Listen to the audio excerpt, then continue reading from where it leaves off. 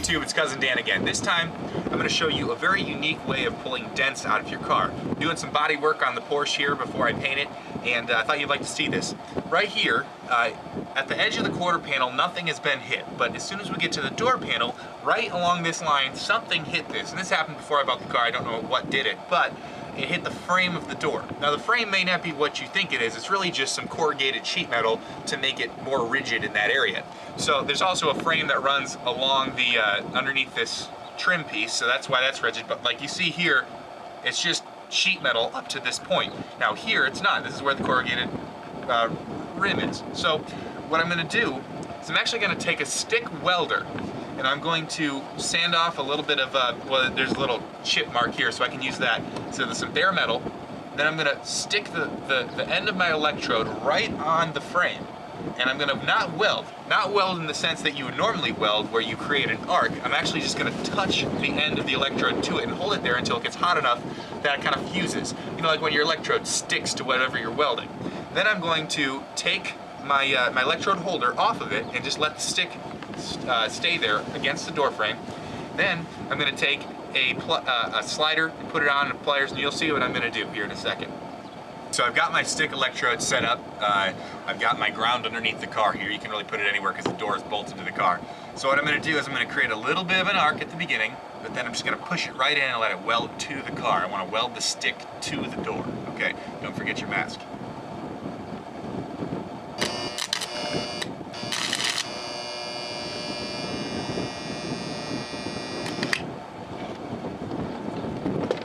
Okay, the stick's pretty well welded to the car.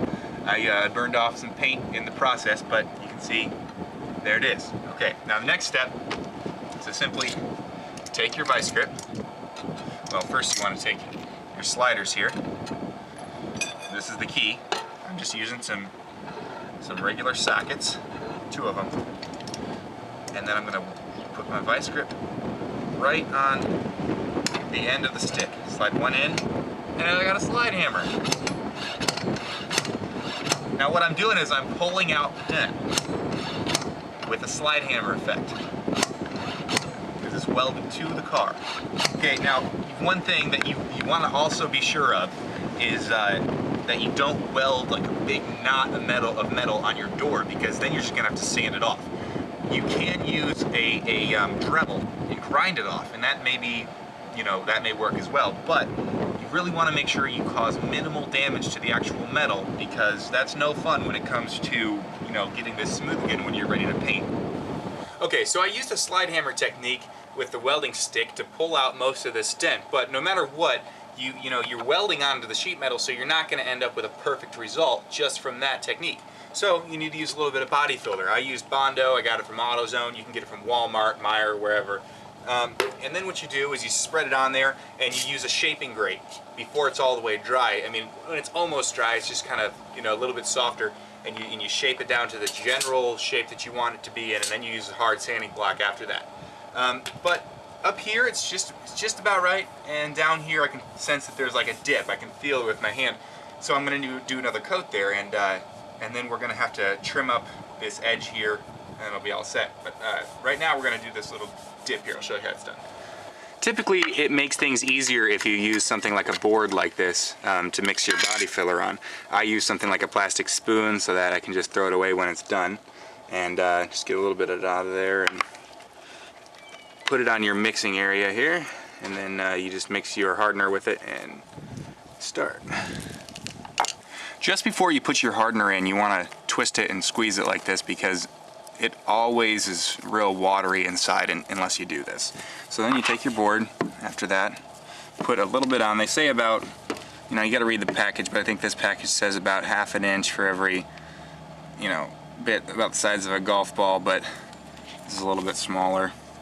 Anyway, you just got to read the package, figure out what your ratio is supposed to be, and then take your spreader. You can get these spreaders also at AutoZone or wherever. They're just a couple bucks. And you just got to mix it in just like as if you're doing, you know, putty for drywall.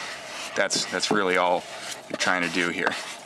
So once you get it going, you really only have a couple minutes to work. Otherwise this stuff will harden up and make it impossible to get a smooth surface. So I'm just going to go ahead and apply it directly to the area and make sure things are nice and smooth based on what I felt before. And then I should be good just to leave it for a little bit to dry and then come back with the shaper and then the sanding.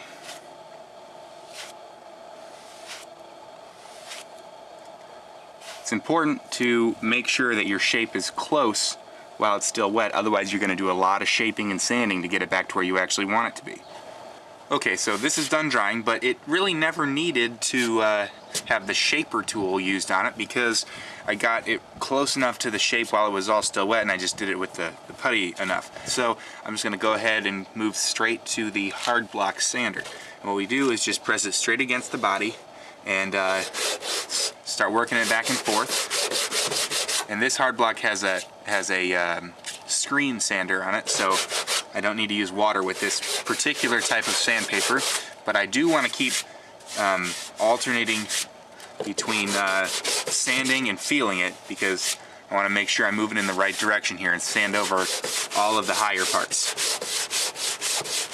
Well, now that we've done all of the shaping and the sanding, all you have to do is prime it to seal it off and it's ready for paint, unless the paint that you have requires another sanding between the primer and the paint, but that's another step. Don't forget to subscribe to the Cousin Dan. Thanks for watching.